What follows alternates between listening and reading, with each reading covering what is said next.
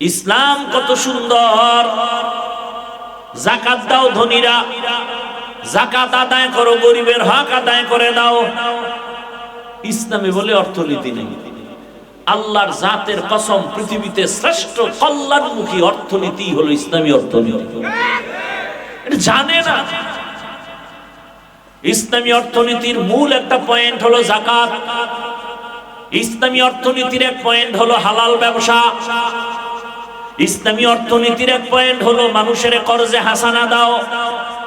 এলাকার গরিবে বড় লোকের আমার ৫,০০০ টাকা ধার দিবেন, সামনে ঈদ আসতেছে, জামা কাপড় কিনবো, ১ মাস পরে দিব। নাই নাই নাই নাই, বড় লোক নাই। কানে কানে কয় সুদে দিবেন। কয় লাখ নিবি? আছে না? জিন্দেগি মে বন্দেগি তু করনা হে, जिंदगी में बंदगी तू करना है, जिंदगी बे बंदगी शर्मिंदा है, जिंदगी बे बंदगी शर्मिंदा है। यहाँ हम सब मुसाफिर, दिल ना लगा, अहले दिल की नजर से रूह करता जा।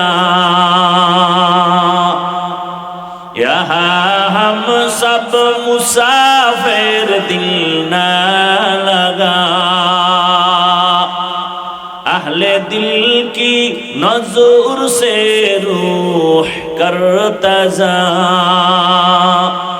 शाह दौलत सब फकीर गर नेक नेहे, शाह दौलत सब फकीर गर नेक नेहे, जिंदगी में बंदगी तू करना है, जिंदगी में बंदगी तू करना है, जिंदगी पे बंदगी शर्मिंदा है, जिंदगी पे बंदगी शर्मिंदा है, जिंदगी में बंदगी कुन बंदगी, बंदगी बे जिंदगी शर्मिंदगी। ভাইরা আমার, ও আমার পর্দার আড়ালের মা বোনেরা, আপনাদের এত মর্যাদা বলতেছিলাম, এত মর্যাদা। আপনারা আলেমদের মায়ের মতোই তো মা। আপনারা তো আয়েশা রাদিয়াল্লাহু আনহার মতোই নারী, খাদিজা রাদিয়াল্লাহু আনহার মতোই নারী। আরে আম্মা জান, এই জমিনের মধ্যে আল্লাহর এক বড় দুশমন ছিল ফেরাউন। জানেননি তার স্ত্রীর নাম কি? বলেন। আরে আম্মা জান, এত বড় বেঈমান ফেরাউন, ওর ঘরে আসিয়া কত বড় দামি। আল্লাহর নবী বলেন কিয়ামতের দিন জান্নাতে আসিয়ার সাথে আমার সাথে বিবাহ হয়ে যাবে। সুবহানাল্লাহ। না, কিয়ামতের ময়দানে মানুষগুলো বেকারার হয়ে যাবে। নবীদের কান্নার আওয়াজ, সূর্যের গরম। ওই সময় জান্নাতের ৮টা দরজা খুলিয়া ৪ জন নারীকে বারবার ফেরেশতারা ডাকবে, হিসাব লাগবে না, আসো। কয়জন? এর মধ্যে একজন হবে ফেরাউনের স্ত্রী আসিয়া। রহমতের নবী বলেন কিয়ামতের ময়দানে জান্নাতে আমার সাথে আসিয়ার বিয়া হয়ে যাবে। কত বড় বেঈমান ফেরাউনের ঘরে থেকে আসিয়া আমার আল্লাহকে কেমন ভাবে রাজি করায় নিলেন। এরে আম্মা জান, আপনার স্বামী তো ফেরাউনের মতো খারাপ না। আপনি নামাজ পড়লে তো বাধা দেয় না, পর্দা করলে বাধা দেয় না, বরং কত স্বামী নিজে নামাজ না পড়লেও প্রশংসা করে আমার স্ত্রী বড় ভালো নামাজি। ও আম্মা জান, এখনো কি তওবা করবেন না? দুনিয়া কিছুই না, চলে যাবেন তো একদিন, বিদায় হবেন, কেউ নাম নিবে না। তবে ভালো একটা আদর্শবান সন্তান যদি রেখে যেতে পারেন, জীবনটা ধন্য হয়ে যাবে। ওই ফেরাউনের ঘরে থাকি আসিয়া আমার আল্লাহকে এত ভাবে আপন বানায় নিয়েছেন, এর পেছনে কারণ কি? এত বড় বেঈমানের ঘরে আল্লাহর পেয়ারা বান্দি, তার কারণ কি? বলে সোহবতে সালে তোরা সালে কুনা, সোহবতে তালে তোরা তালে কুনা। একমাত্র কারণ সোয়া লাগছে মুসা নবীর খেদমত। আসিয়া মুসা নবীর খেদমত করছে না, এ সোয়া লাগছে।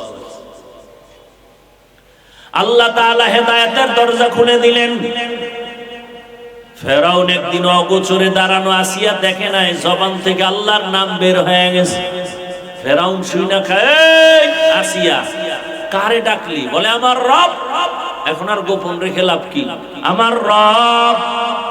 বলে মিশরের রব তো আমি। তুমি মিশরওয়ালার রব, কিন্তু তোমারে যিনি বানাইছেন তিনি আমার রব।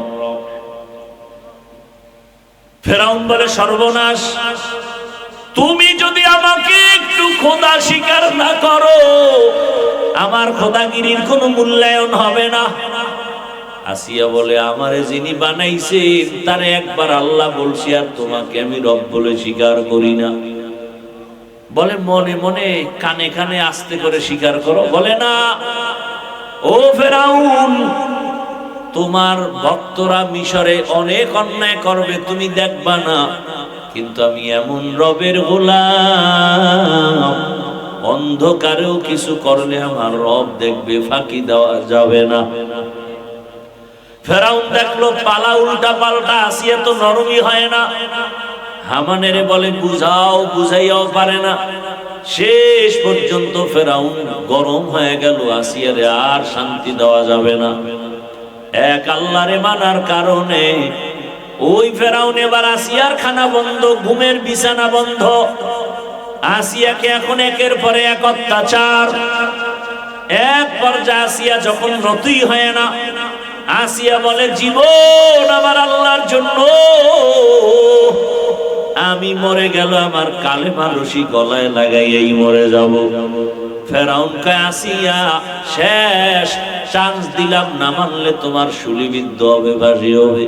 আসিয়া বলে ফাঁসির মঞ্চে যাব, টেনশন নাই। শেষ পর্যন্ত তাই হলো, ফাঁসির তারিখ হয়ে গেল। মিশরের ময়দানে কোটি মানুষের ভিড়, ফেরাউনের স্ত্রীর ফাঁসি হবে। আসিয়াকে যখন রশি লাগায় বেঁধে নেওয়া হয়, আসিয়া চোখের পানি ছেড়ে কান্না করে। ও পর্দার আড়ালের আম্মা জানেরা খেয়াল করেন, ও আমার যুবক বাবারা, কয়দিন আর দুনিয়ার রং তামাশায় ঘুরবা? জীবনে তো কম ঘুরলা না, নামাজ কম সারলা না, বেপরদায় কম চললা না, মোবাইলে গুনাহ কম করো নাই, এখনো কি তওবা করবা না? আল্লাহর কোরআনটা কি মিথ্যা মনে করেছো? নবীর কথা কি মিথ্যা মনে করেছো রে বাবা? কই তোমার চোখের সামনে আমরা নবীর আদর্শ মানিয়া চলার কারণে না খাইয়া তো কেউ আমরা মরি নাই, সম্মান কমে নাই, ইজ্জত কমে নাই। ও যুবক, আল্লাহ পাক ইজ্জতের মালিক, হায়াতের মালিক, রিজিকের মালিক। আসিয়া কান্না করে। ফাঁসির মঞ্চে যখন নেওয়া হয়, হঠাৎ তাকায়া দেখি রাস্তা দিয়া পয়গম্বর মুসা নবী হেঁটে যায়। আসিয়া ডাক দিয়া কয় জামানার নবী, আপনি জানেননি আমার কি হালাত? মুসা নবী বলে হ্যাঁ জানি। বলে এখন আমার ফাঁসি হয়ে যাবে, দোয়া করবেন। তবে আর একটা কথা জানতে চাই, আপনি যে বারবার আল্লাহর কাছে কথা বলতে যান, একটু বলেন আমার আল্লাহ এই মুহূর্তে আমার উপরে খুশি না বেজার? মুসা নবী বলে আসিয়া, তোমার উপর আমার আল্লাহ বড় খুশি হয়ে গেছে।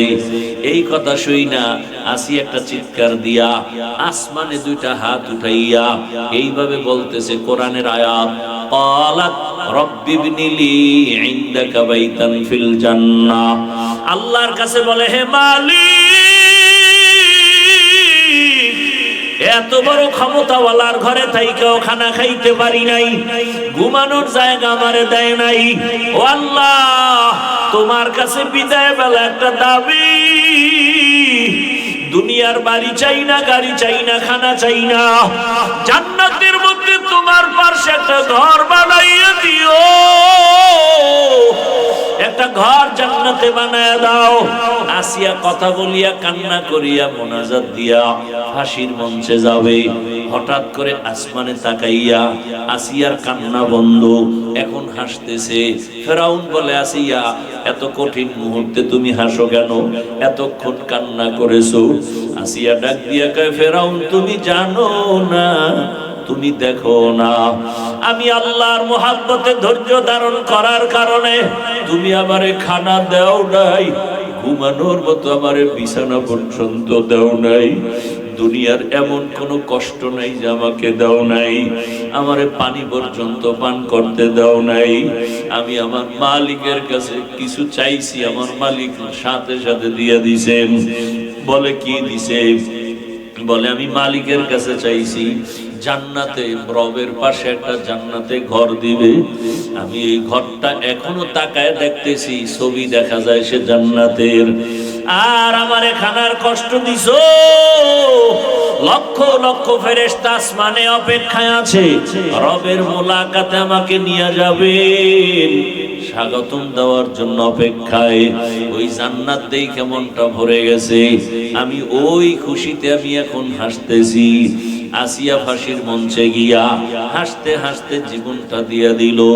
ও পর্দার আড়ালের আম্মা জানেরা, ও বৃদ্ধ বাবাজিরা, যুবক বাবারা, কয়দিন আর দুনিয়া কিছুই না, চোখের সামনে সব মিথ্যারে বাবা।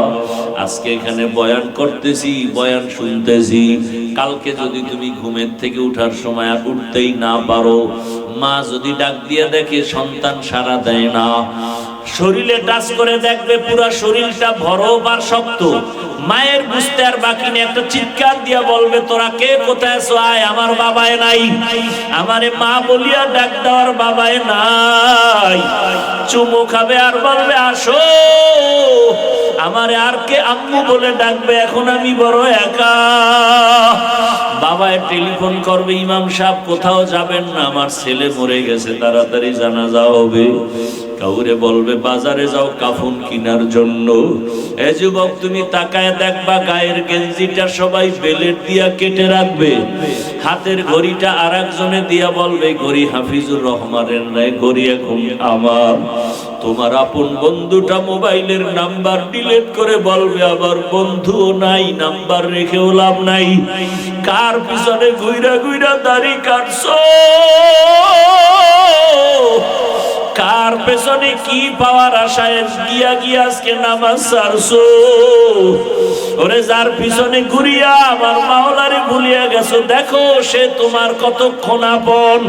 স্বার্থে আঘাত লাগলে দেখবা ছুরিটা তোমার গলায় লাগাইতে দেরি করবে না।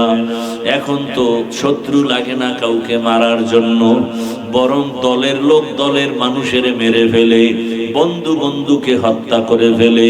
ও আমার যুবক বাবা, ও মা বোনেরা, বৃদ্ধ বাবাজিরা, কার পিছনে ঘুরিয়া কি পাওয়ার আশায় নামাজ ছাড়লেন, টুপি ছাড়লেন, ইসলাম ছেড়ে দিলেন, নবীর আদর্শ ছাড়লেন? এখনো পায়ে হাত রেখে বলি, জাহান্নামের ভয় তওবা করেন, মনে মনে আল্লাহকে ডাকেন, হে মালিক, জীবনে তো গুনাহ কম করি নাই, আমার গুনার খবর আমার মা বাবা ভাই বোন কেউ জানে না, জানলে তো আমারে সম্মানের মোহাব্বতের নজরে দেখতো না। ও আল্লাহ, আপনি কত দয়ার মালিক, এত গুনাহ করার পরেও আপনি জানেন, দেখছেন, এরপর রাগ করে পানি বন্ধ করেন নাই, খানা বন্ধ করেন নাই, সম্মানের জায়গা থেকে ফেলে দেন নাই। আজকে তওবার নিয়ত করলাম, আর নামাজ ছাড়বো না, আর দাড়ি কাটবো না, বেপরদায় চলবো না। মা বাবার দোয়া নিয়া, শিক্ষকের দোয়া নিয়া, ওলামায়ে কেরামের দোয়া পরামর্শ নিয়া নবীজির আদর্শ মেনে চলবো। তওবা করার মতো যদি কারো অন্তর তৈরি হয়, মুনাফিকি যদি অন্তরে না থাকে, খাঁটি তওবার নিয়ত যাদের আছে, দুটো হাত আমার আল্লাহকে দেখাইয়া দাও। আয় আল্লাহ হাতগুলো কবুল করে নেন, তওবা কবুল করে নেন, তওবার উপরে মজবুত হইয়া চলার তৌফিক দান করেন, আমিন।